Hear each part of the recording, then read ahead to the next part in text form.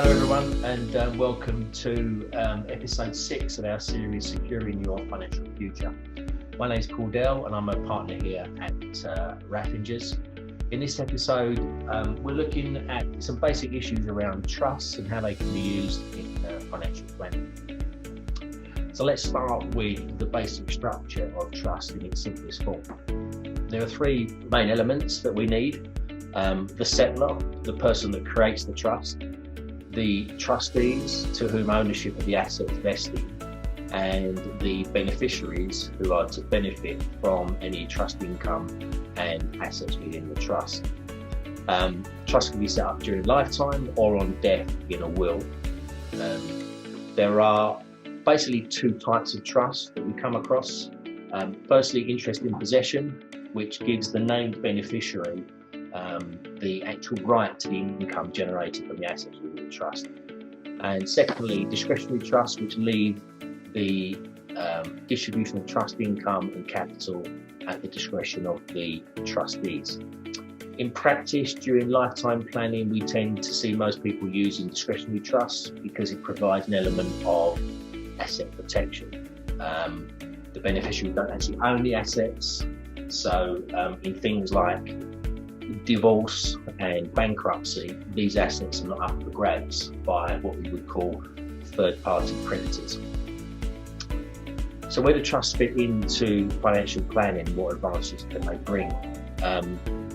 As already mentioned, asset protection is probably one of the main reasons why trusts are used, even more so than some of the tax benefits. With divorce rates high, the last thing a parent wants to do is give an asset to a child, and then they go and get divorced further down the line, and half the value of that asset walks out in the divorce settlement. Extremely annoying for the parents. So the asset protection afforded by trust structure can negate that effect. The other main issue, the other main advantage of them is in capital tax planning, both inheritance tax and capital gains tax. So let's look at each of these in turn. From an inheritance tax perspective, a transfer into trust is what we call a chargeable lifetime transfer. So transfers up to $325,000 are chargeable to inheritance tax during lifetime, but are charged at the 0% rate. Anything above the $325,000 value that goes into trust is charged at the inheritance tax lifetime rate of 20%. The person gifting the asset into trust or making the transfer into trust survive for 7 years, and the value falls outside of their estate for inheritance tax purposes, and the 7-year chargeable lifetime transfer clock is effectively reset. So you can do the same thing again. So with early planning and using these 7-year stages, people can get quite a bit of asset value out of their estate from the inheritance tax point of view. The trust has its own inheritance tax regime, as the assets don't sit in anybody's particular estate, and it pays inheritance tax every 10 years on its value above the mill rate band, but at a maximum of 6%.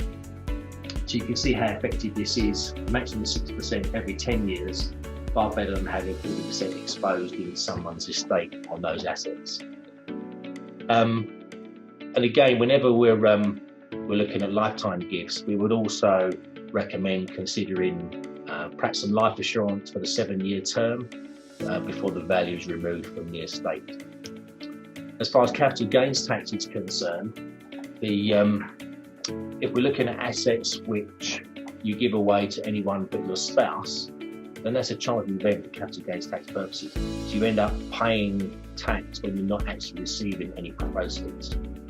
So if you give away cash, that's fine, that's potentially an exempt transfer. If you give away an asset, a property, for example, that's pregnant with gain, then you're going to trigger a capital gains tax liability on gifting that asset to your children, for example. To avoid that situation, if we move the asset into trust, then we can hold over the capital gain. Because the transfer into trust is a chargeable event for inheritance tax, when the two taxes collide, inheritance tax and capital gains tax, then IHT takes preference. So if we're transferring an investment property, for example, that is less than £325,000 in value, or £650,000 for a husband and wife, then you can move that property into trust, and any gain that is uncrystallised on that property can be held over. The trust then pays the capital gains tax as and when it sells the property. So for that sort of lifetime planning, very useful. You get to the stage where you can gift an asset into trust with no inheritance tax payable and being able to hold over the capital gain. So that's just a brief outline of trusts and where we use them for some planning tools. As with everything in this world, it's important to take individual advice tailored to your individual circumstances, because the planning can become quite complex. If you want any further information on any of this, talk to your relationship partner at Raffingers and we'll be pleased to assist. But for now, thanks for listening, and goodbye.